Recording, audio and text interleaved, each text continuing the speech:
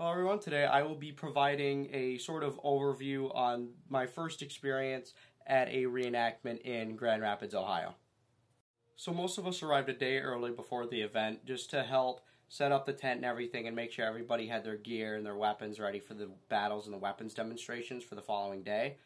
And it allowed me to have time to introduce myself to some of the people I had not met and make an acquaintance with the people I'd be reenacting with for the next 48 hours. Now, some big events like D-Day Conneaut and Lauer Farms, they provide food for the reenactors, but for this event we did not have that luxury, so we did walk to a local restaurant and we, ate the food from there, and it was really good. We all had a great time. So after dinner it was starting to get dark, and because the event was taking place in the middle of October, the temperature was going down quite a bit. So we all set up a small fire near the camp just to keep everybody warm and just to kind of make things a little bit more enjoyable for the night. Now, there is one memory that I do have from that night. Me and my friend, we were walking back to the camp after a quick trip to the gas station. We were getting snacks and drinks and whatnot. And some of the Civil War reenactors, they were doing their thing. They were doing a weapons demonstration with the cannons, with the large cannons. And as we were walking back to our camp, the only thing that was lighting anything was the small campfire that we had near our camp. So as we were walking by that, we also happened to walk by the cannons as they were firing it. So when they fired it, it was extremely loud. Everything got super bright. The flash was extremely bright, and it scared the crap out of the both of us, and it's something that we still laugh about even today. So that night, everybody had to sleep in their full uniforms, paratrooper boots and all, because of how cold it got that night. And honestly, I'm surprised anybody got sleep and that nobody got sick the following morning because of the cold. The following morning, we'd all get up at around 8 a.m. and we'd head over to a different local restaurant where they had a all-you-can-eat breakfast buffet. So we all had enough to eat that morning. The food was amazing. Personally, the bacon was the best part of the whole thing. The festival would start pretty early in the morning, so we did have to be back at the camp as soon as we could to make sure all the rifles and everything were ready for the weapons demonstrations in the battle later in the day.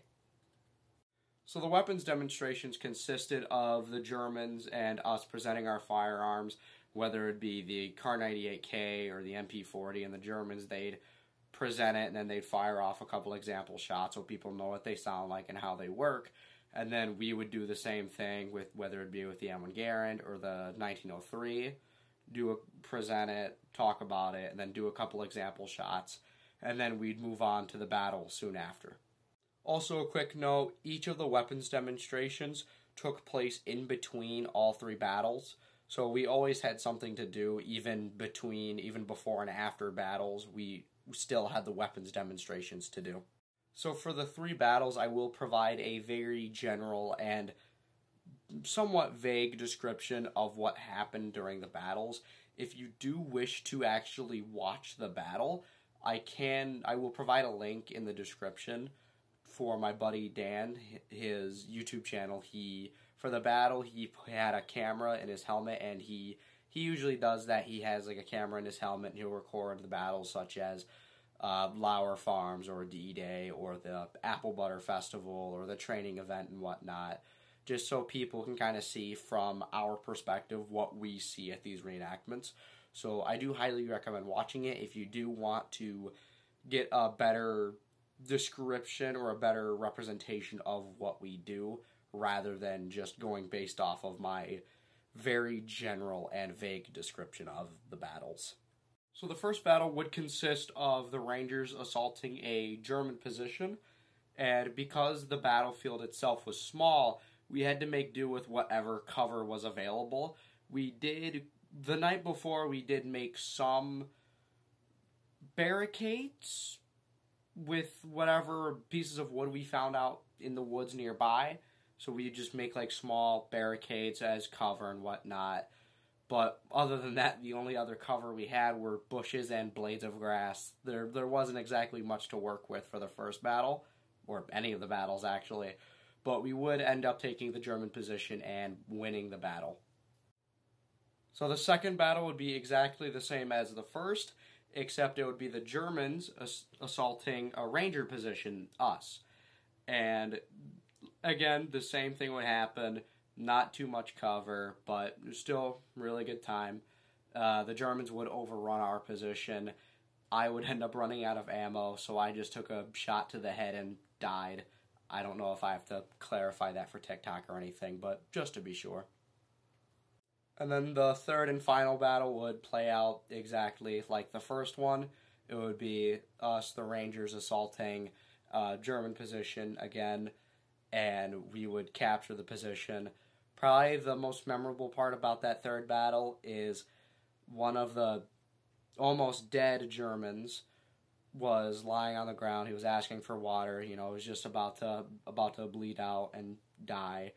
So I'm like sitting here. I'm sitting over him, and I'm like pouring water into his mouth from my canteen. And then soon after that, he would be pronounced dead by one of our guys. Just to be clear, we use blank rounds. We don't actually use real projectiles to shoot people. You always want to be safe. Then after the final battle would be the final weapons demonstration. It would be just the same as the previous 3 weapons demonstrations. It's just for people who weren't able to see the previous demonstrations, just for them to get one more chance to like hear the weapons go off and whatnot if they somehow didn't hear the battle or anything. And then after that, that was when we'd all start, packing up, getting ready to leave, and everybody would just start leaving soon after that. So it may not be the largest or the most extravagant event that I'll ever be to. It is my first event after all. I wanted to start off with something small. I didn't want to start off with like a huge event such as D-Day, but still for my first event, I had a really good time. I'm definitely going to be going back there again next year. And I wanted to say thank you to all the guys in my unit. You guys have been an amazing help with helping me get started into reenacting. And I feel absolutely honored to be part of the Rangers. And I can't wait to see you guys again.